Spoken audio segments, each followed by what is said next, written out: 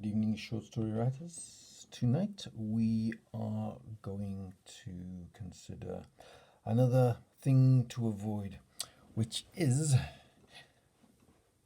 when you've got more than one character in a scene, you're allowed to he said, she said, they said. That's okay.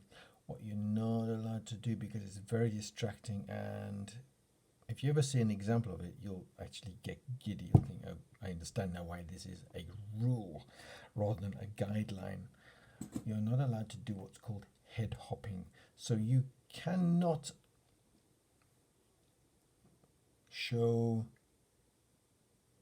two points of view or more than 2 points of view in a single scene.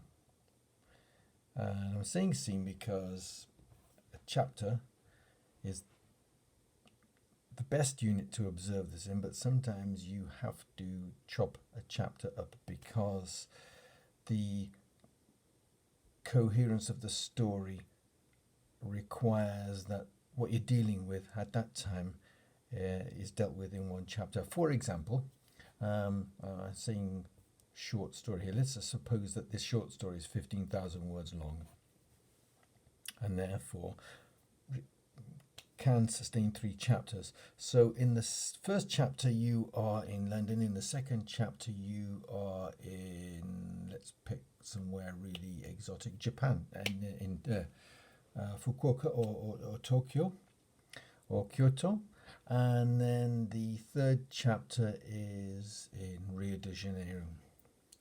So while your characters are in, obviously requires more than one character, while they are active in Japan, they're having a conversation, and it's important for character A to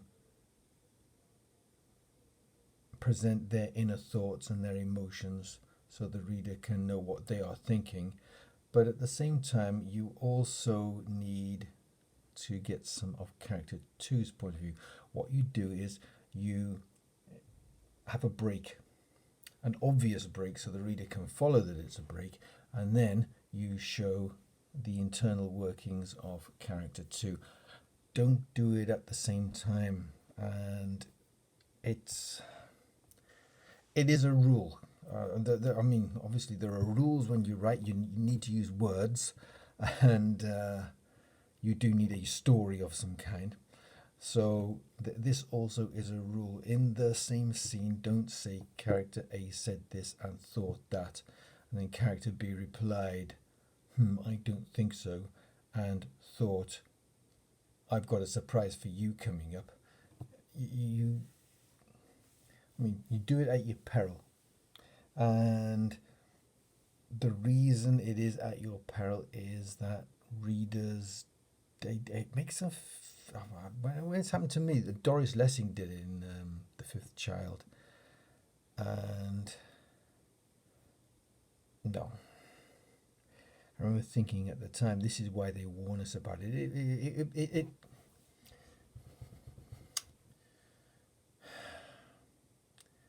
If you ever come across it, you'll know why. That's all. It's a bit like saying do not mix hot cocoa and tea in the same mug. It doesn't work well. Some things do not work well, and this is one technique, if you want to call it that, that does not work well. Please avoid it. Regard it as a hard and fast rule.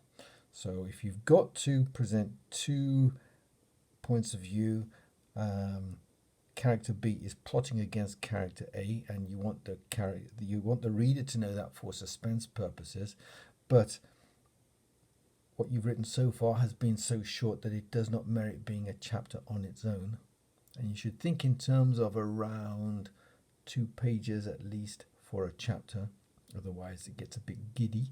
Then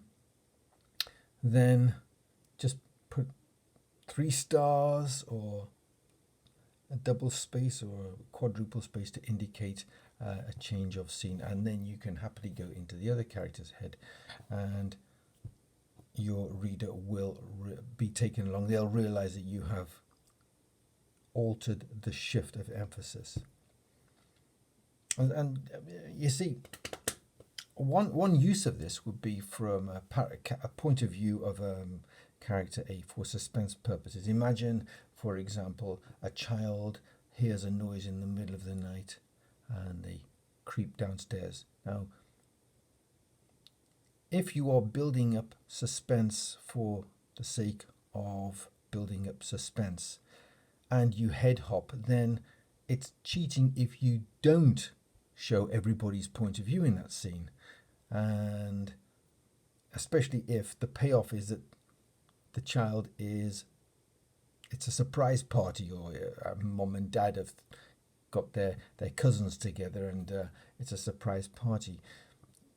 You've got to be consistent with your convention. So in this scene, you've got the child creeping downstairs, a little bit frightful, heard noises, mom and dad aren't answering, and then, like most people in real life, in a horror film situation, the child goes down to investigate and usually gets eaten by the monster. Whereas in this case, the monster happens to be mum and dad, surprise party, throw on the lights, and then mum and dad are talking to each other. It's still the same scene. It's still the same chapter. Nothing's really changed except for now the party's in full swing, and mom or dad, you can show their internal thoughts because the focus is on them as they're worrying about, is the party going well? Okay, that's a very crude example, thought up on the spur of the moment, but you get my drift, I hope. Don't do it. Don't do it. Do not head hop within the same scene. New chapter or a break, and then you can shift the point of view, but stay consistent with each character until the next shift of scene or shift of chapter. Okay, happy writing, and I hope that's useful for you.